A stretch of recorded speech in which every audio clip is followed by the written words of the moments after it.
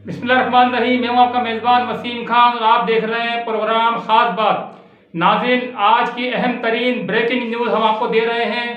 MQM ने बाकायदा ऐलान कर दिया है, उसके दो वज़ीर वज़रा ने हुकूमत की तरफ से बिल्कुल अलहदगी इख्तियार कर ली है और दोनों ने इस्तीफ़ा दे दिया है। जनाब फ़रूक नसीब अहमद साहब ने और अमीन उल हक साहब ने दोनों ने इस्तीफ़ा दे दिया है। ज़राए ने ये बिल्कुल दावा किया है और इसी तरीके से फ़रूक नसीब साहब ने और अमीन उल हक ने इसकी तस्दीक कर दी है।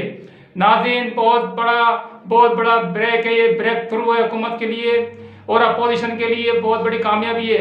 KMKM ने अपोजिशन की तरफ जाने का बाकायदा ऐलान कर दिया है, लेकिन अभी प्रेस कॉन्फ्रेंस बाकी है। 4 बजे प्रेस कॉन्फ्रेंस होगी। नाज़रीन, ये थी बहुत बड़ी और अहम तरीन ब्रेकिंग न्यूज़। देखते रहिए WK न्यूज़। जिसने मेरे चैनल को सब्सक्राइब नहीं किया, सब्सक्राइब करें, कमेंट्स करें और शेयर लाजमी करें। Thank you.